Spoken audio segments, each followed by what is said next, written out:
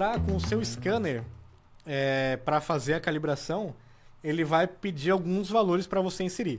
Sem a documentação, você não consegue chutar valores ou tentar adivinhar. Você tem que seguir a documentação para poder prosseguir na calibração.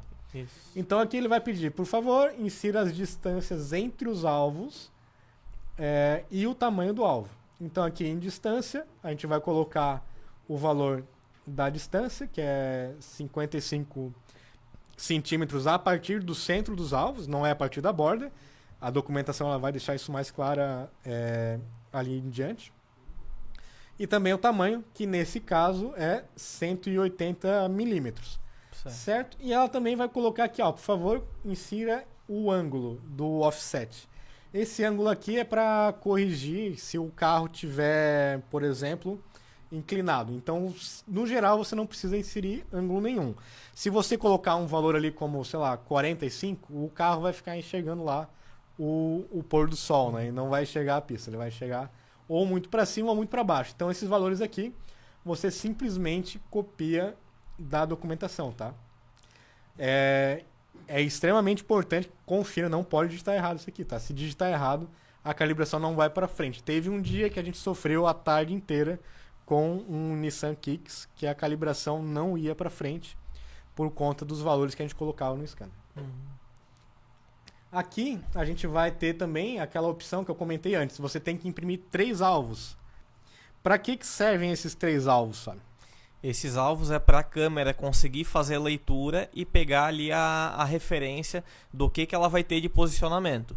Então, essa opção ali que vai ser selecionada no scanner consegue escolher se tu quer que ela faça a leitura dos 3 alvos de forma simultânea ou então tu vai fazer a leitura de um alvo individualmente. Até olhando algumas máquinas, por exemplo, dessas de calibração prontas, muitas vezes elas vêm com ímã. Então, por exemplo, se eu botar para fazer essa calibração sequencial, muitas vezes ela vai pedir, por exemplo, nesse caso ali, começa pelo meio, aí ela vai pegar, vai fazer a leitura do meio, aí ela vai me dar um certo tempo para eu mudar esse alvo de lugar, colocar na posição 2, vai fazer a leitura do alvo novamente, vai fazer a calibração e depois novamente mais um tempo para mudar para a posição 3 e fazer a calibração novamente. Isso. Então, geralmente, depende de se você já tem o alvo que você comprou, se você já imprimiu ele. Você pode fazer tanto dessa forma, com os 3 alvos de uma vez só, ou com um alvo por vez. Para quem está começando, é interessante fazer um alvo por vez. Porque se der algum problema, né, Sim.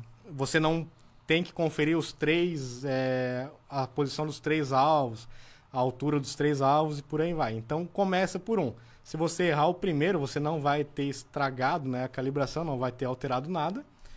E você vai ter só um alvo para calibrar, para corrigir E isso já considerando que todas as medidas anteriores estão Isso. corretas, né? Porque se passar algum detalhe nas medidas anteriores, no posicionamento ali dos alvos, a calibração também vai dar problema. Isso. Às vezes até calibra, só que não vai funcionar da forma que deveria. Isso. Inclusive, Fábio, tu me lembrou de uma coisa.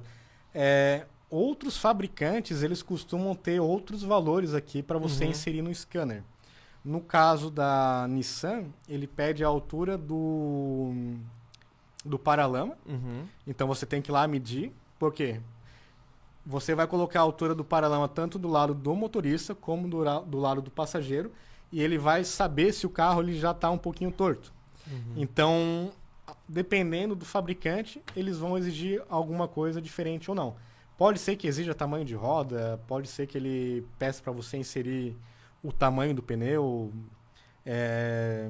sei lá, a altura em relação ao solo, por aí vai. Cada fabricante vai ter o seu procedimento padrão, procedimento, assim. a sua forma de fazer a calibração. Eu lembro nesse caso do Nissan Kicks que a gente estava sofrendo. A gente sofreu muito porque eu peguei a medida do lado do motorista e copiei e colei para o passageiro também. Sim. Então, ao invés de fazer certinho, né, de ir lá do outro lado, medir, eu fiquei tentando fazer a medida com o mesmo valor dos dois lados e o carro ele estava um pouquinho torto. Então, por conta disso, a calibração ela não deu certo. Tá, então, nesse caso que o carro estava torto, quer dizer que o piso da oficina vai interferir, então, se o piso estiver torto. Se o piso estiver torto, se o pneu estiver murcho, isso aí não vai dar certo. Então, na internet você encontra vídeo de gente fazendo calibração em estacionamento, gente fazendo calibração em rampa. Isso costuma não dar certo. Pode ser que a calibração no scanner mostre a calibração feita com sucesso. Mas o carro ele vai estar enxergando para cima, para baixo, para os lados. Isso é bem, bem complicado. Você vai estar descalibrando, achando que está calibrando. Eu tinha visto alguma coisa, se eu não me engano, até que tinha alguns órgãos meio que fazem uma inspeção do piso para confirmar se está 100% certo. Aqui no Brasil isso não é comum, mas é bom garantir que o teu chão esteja nivelado. Então você vai ter que inserir a altura do chão até o alvo, que nesse caso, pela documentação, é 1,35 m, e você vai ter que colocar ali também a distância entre os alvos, que no caso é 55 centímetros. Então aqui você vai marcar 55 centímetros entre os centros dos alvos. Esses dois aqui, certo? E aí você vai acrescentar esse valor no scanner para poder prosseguir com a calibração.